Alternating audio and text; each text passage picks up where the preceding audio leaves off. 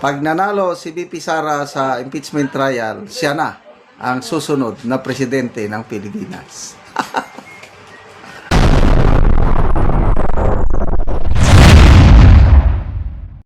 Magandang araw mga kaibigan.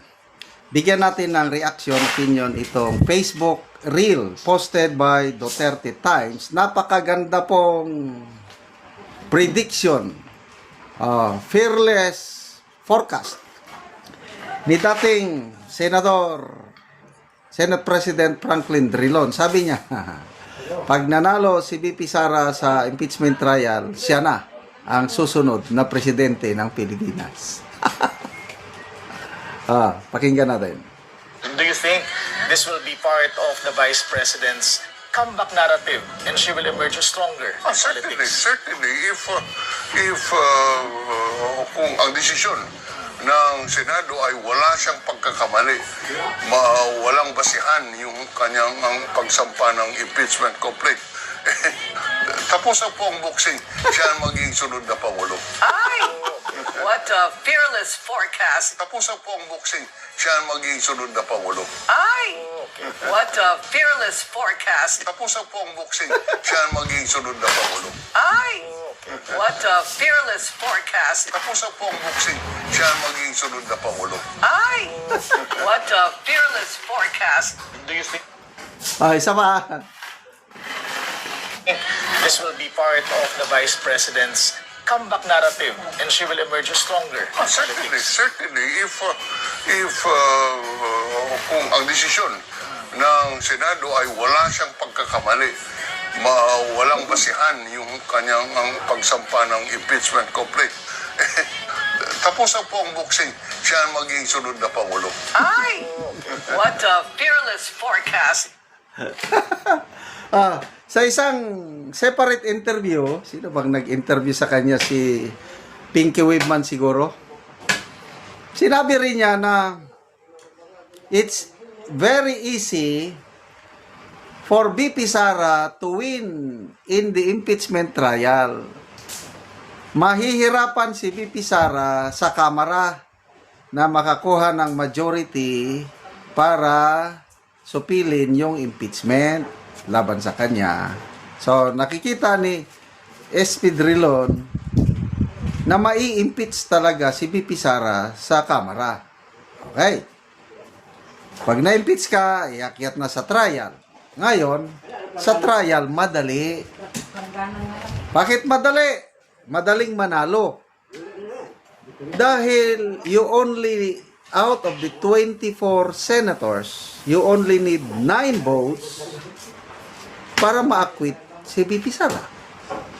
At sabi ni SP Drilon, yung minority senators na siyam, it is expected that they will vote for the acquittal of VP Sara. O, di tapos na ang boxing. O, ano sa tingin nyo? Yung siyam na yun, meron bang mag-atras? Maliban lang yung tatlo. Yung tatlo bang ginigipit dahil sa flood control investigation? Escudero, Villanueva, and Jinggoy. Inipit, inipit. Kailan tingin ko itong tatlong ito, may prinsipyo ang mga ito. Hindi sila,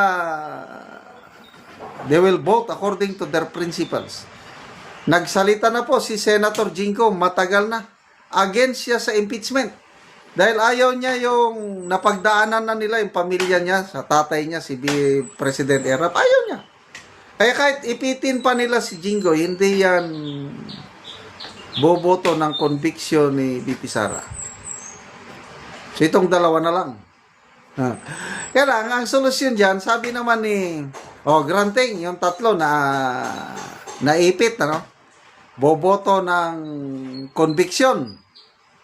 So, ibig sabihin, 6 minus 3, kulang na. Kulang na ng 3. sabi ni Senator Marcoleta, doon naman sa majority, merong mga re-electionist doon. At yung re-electionist, 4 daw ang re-electionist sa majority kong senators. Yung re-electionist, imposibleng boboto sa conviction ni VP Sara. It's either boboto sila sa acquittal or mag-abstain. Oh.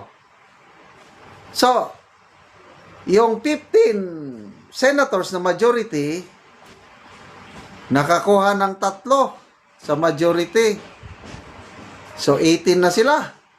Na minusan din ng 4 na re-electionist, di 14 kulang pa rin. Kaya kahit anong, balibaliktarin mo pa ang numero. Sa majority, tingin ko dito si Senator Mig Zubiri, taga Mindanao yan. Very consistent yan. May prinsipyo yung tao na yan.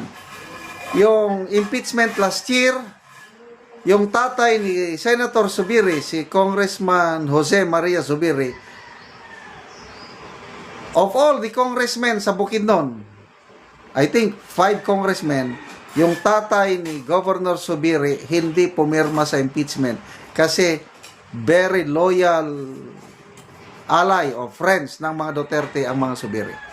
Kaya hindi boboto conviction ni VP Sara itong si Mig Zubiri. Sino pa? Ang nakikita ko lang Pia Cayetano. Malapit na kaibigan ng mga Duterte ang mga Cayetano.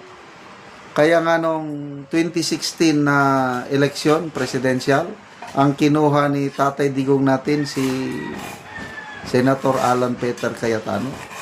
Kaya nakikita ko si Senator Pia Cayetano boboto acquittal ni VP Sara plus yung 2 bilyar. Kung hindi man yan boboto ng acquittal, pwede silang mag-abstain. Kaya forecast ko rin siguradong mananalo si VP Sara sa kanyang impeachment trial sa Senado. Punta na tayo kay Senator Drilon kung malusutan ni VP Sara ang trial, tapos na ang boxing, siya na ang susunod na presidente. There will always be a day of reckoning. Sabi ni Tatay Digong, malapit na. Humanda na kayo. Yung group effort na nagpakidnap sa aming Tatay Digong. Lintek lang ang walang blank. Bahala na kayo. Magtago na kayo kung